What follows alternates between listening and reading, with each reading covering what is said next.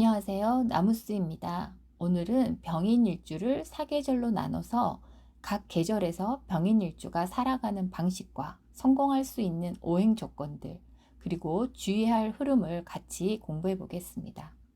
먼저 병인일주에 대해서 알아보자면 지지의 임목은 12지지 중에서 봄을 여는 첫 번째 글자이자 오행의 생지입니다. 명리학에서 생지는 멈춰있는 것이 아니라 기존의 낡은 틀을 깨고 미래의 가능성을 향해 나아가는 변혁의 지점이라고 하죠.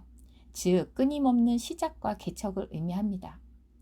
지지 임목 안에는 무토, 병화, 간목이라는 세 가지 천간이 암장되어 있어요. 간목은 편인이라고 하고 동기에 해당하며 가장 큰 비중으로 16일을 차지합니다. 간목은 병활간에게 인성, 즉 지식, 아이디어, 자격, 기획력을 뜻해요. 병인일주가 이미 자신에게 원동력이 되어줄 간목을 가지고 태어난 거죠. 병화 비견은 중기에 속하며 미래를 향한 확실한 목표와 실행력입니다. 지장간에 나와 똑같은 병화 비견이 있다는 것은 남의 눈치를 보거나 의존하지 않고 내 의지대로 불을 피우겠다는 강력한 주체성을 말해줍니다. 무토 식신은 여기에 속하며 목생화가 될 때 그것을 안전하게 담아내고 생산적인 활동으로 연결할 화덕이자 현실적인 무대를 스스로 갖추고 있음을 의미해요. 그래서 병인일주는 지장간 속에서 간목의 아이디어, 병화의 실행력, 무토의 결과 창출을 위한 무대로 이어지는 완벽한 시스템을 가지고 있는 거죠. 명리학에서 이를 물상으로 비유할 때 조명가게나 끊임없이 무언가 태어나는 양계장이라고 부릅니다. 내 머릿속의 기획을 언제든지 세상 밖으로 끄집어내어 내 무대에서 팔아먹을 수 있는 타고난 창업가이자 기획자라는 것입니다. 다만 생지에 태어나서 시동이 너무 빨리 걸리고 아이디어가 쉴 새 없이 튀어나오다 보니 금기운과 수기운이 부족하면 일만 벌려놓고 마무리가 안 되는 치명적인 단점이 있습니다. 그래서 병인일주에게 가장 중요한 것은 시작하는 것이 아니라 벌려놓은 일을 어떻게 끝까지 끌고 가느냐입니다. 그럼 봄의 병인일주부터 공부해 보겠습니다. 봄에 태어난 병인일주. 봄에 태어난 병인일주는 그야말로 목과 화의 기운이 하늘을 찌르는 시기입니다. 땔감이 산더미처럼 쌓여있고 불길은 위풍당당하죠. 봄의 병인일주가 가장 조심해야 할 것은 목과 화식입니다. 아이디어, 즉 나무가 너무 많으면 지식은 너무 많은데 정작 불꽃이, 즉 병화가 그 나무들에 짓눌려 버리는 현상이에요. 이런 분들은 아는 것은 백과사전급이라고 하죠. 머릿속에 많은 계획들이 돌아갑니다. 그런데 실행을 안 해요. 이건 이래서 안 되고 저건 저래서 안 돼. 배우고 준비만 하다가 세월 다 보낼 수 있어요. 자격증만 10개인데 정작 돈 버는 데 쓰는 건 하나도 없는 고학력 백수가 되기 쉽습니다. 그래서 봄의 병인일주가 출세하려면 반드시 두 글자가 필요합니다. 바로 임수와 경금입니다. 임수가 있으면 거대한 호수처럼 병화가 임수라는 맑은 강물에 반사되어 눈부시게 빛나는 강이 상령이 됩니다. 임수가 들어오면 나의 지식이 세상이라는 큰 무대에 쓰이게 된다는 것이죠. 경금이 있으면 벽갑이라고 해서 무성한 나무들을 도끼로 쳐내서 쓸모있게 다듬어 주고 동시에 임수에게 물을 공급합니다. 이 배합이 같이 잘 맞게 되면 고위공직자, 대기업의 핵심 브레인, 국가고시 합격 등 조직 내에서 최고의 지위를 누리는 엘리트가 될 수 있습니다. 만약 개수와 무토가 있다면 봄의 병인일주는 태양이 먹구름에 가려 내 능력을 세상이 알아주지 않습니다. 여기에 무토까지 잔뜩 있게 되면 흙탕물, 즉 돈우가 된다는 거죠. 그래서 실력은 있는데 현장에서 쓰이질 않으니 평생 이 직업 저 직업 진전하거나 몸 쓰는 험한 일을 기피하려다가 오히려 신경성이나 우울증을 얻을 수 있게 됩니다. 그래서 돈우의 약처방은 이 또한 경금과 간목입니다. 경금이 있으면 흙탕물에 갇힌 병인의 능력을 뚫어내서 쟁기나 곡괭이 역할을 합니다. 즉 땀을 흘리는 현장 실무 기술이나 확실한 국가공인 자격증을 취득해서 살아가면 됩니다. 또 간목이 있으면 전문 이론과 학위를 겸비해야 합니다. 남들이 무시 못할 완벽한 이론적 배경과 자신의 재능을 학위로 만들어서 써먹으면 됩니다. 여름의 병인일주. 여름의 병인일주는 태양이 가장 뜨거운 계절에 인모까지 깔고 있으니 염상이 극에 달한다고 할 수 있어요. 화가 많은 병인일주라면 다 태워서 나 혼자 남는다라고 해서 화다목분이 될 수 있습니다. 자존심이 하늘을 찌르며 카리스마가 엄청납니다. 문제는 급발진과 오버파이스가 될 수 있어요. 성질이 확 올랐다가 확 꺼지는 거죠. 남의 말을 안 듣고 밀어붙이다가 주변 사람들에게 상처를 주거나 결국 내 주변의 인맥과 재산을 다 태워버리는 극단적인 고독과 파산에 직면하기 쉽습니다. 이럴 경우 건강도 불기운이 위로만 치솟아서 뇌출혈, 심혈관 질환이 오거나 하체가 차가워지는 수승하강의 불균형으로 크게 고생할 수 있어요. 그래서 여름 병인일주는 생존을 위해서 바로 임수와 경금이 필요합니다. 임수가 있으면 즉 편관이 돼서 나의 폭주를 막고 이성을 찾을 수 있고요. 경금, 재성이 있으면 물이 마르지 않게 수온의 역할을 해주는 동시에 내 뜨거운 불기운으로 재련하니까 엄청난 재성을 만들어내는 도구가 될 수 있어요. 임수, 경금이 같이 있게 되면 불과 물이 완벽한 조화를 이루는 수화 기제가 됩니다.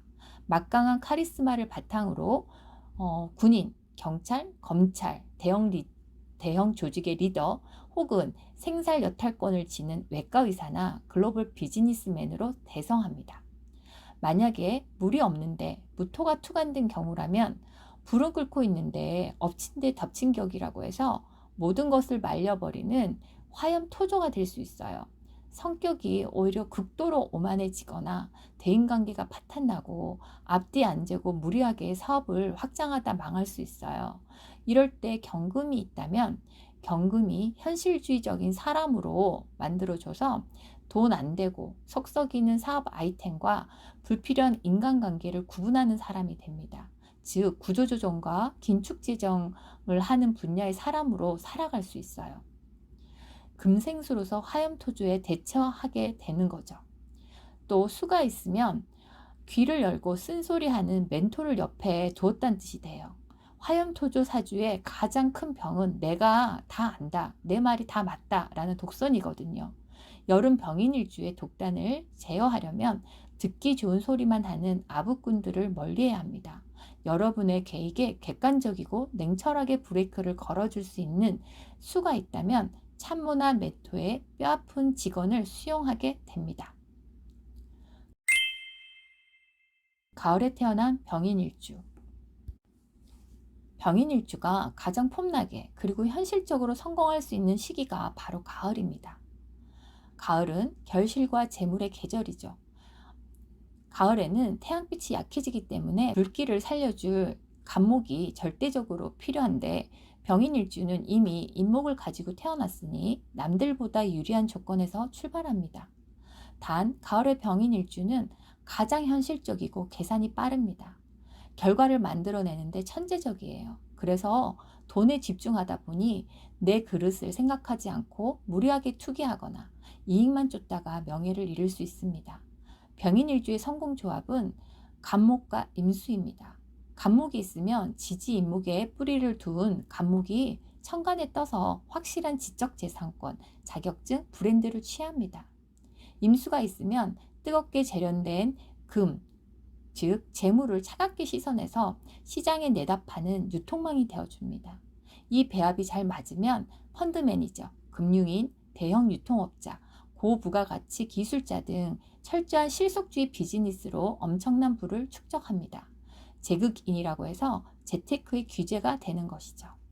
하지만 천간에 신금이 떠서 병신합이 되는 경우는 거대한 세상을 비추할 태양이 조그만 보석에 마음을 뺏겨서 비에 젖어 불이 꺼지는 형국이 됩니다. 푼돈에 집착하거나 주색 잡기나 여색에 빠져 큰 재산과 명예를 다 탕진한다고도 하고 돈을 쫓다가 건강을 잃고 빚 좋은 개살구로 전락한다고 합니다. 이럴 경우는 신금을 녹여버릴 정화와 개수를 쓰게 되면 듣기 좋은 소리만 하는 사람을 멀리하고 재산을 강력하게 통제할 수 있는 멘토나 배우자에게 모든 경제권을 넘기고 자신은 규칙과 봉사 속에서 스스로 있게 됩니다. 겨울에 태어난 병인일주. 겨울에 태어난 병인일주는 태양이 그 자체로 희망이자 구원자입니다. 겨울생은 본래 움츠러들기 쉬운데 병인일주는 인목으로 끊임없이 불을 지펴 환경을 따뜻하게 녹여줍니다. 그래서 겨울 병인일주가 동정심이 많아요. 불쌍한 사람, 약한 사람을 보면 그냥 지나치지 못해요. 춥고 열악한 환경에서도 내가 희생해서 온기를 나눠줍니다. 어딜 가나 환영받지만 정작 내 몸을 돌보지 않고 퍼주다가 본인의 체력이 방전될 수 있습니다. 겨울 병인일주가 얼어붙은 세상을 구원하려면 확실한 방어막이 필요한데요. 바로 무토와 간목입니다. 무토가 있으면 겨울의 매서운 눈보라와 찬바람을 막아주는 거대한 제방이 되어서 불이 꺼지지 않고 안정적으로 타오릅니다. 그리고 간목이 있으면 무토라는 방어막 안에 간목으로 끊임없이 불을 지펴서 든든한 학문과 철학적 기반이 됩니다.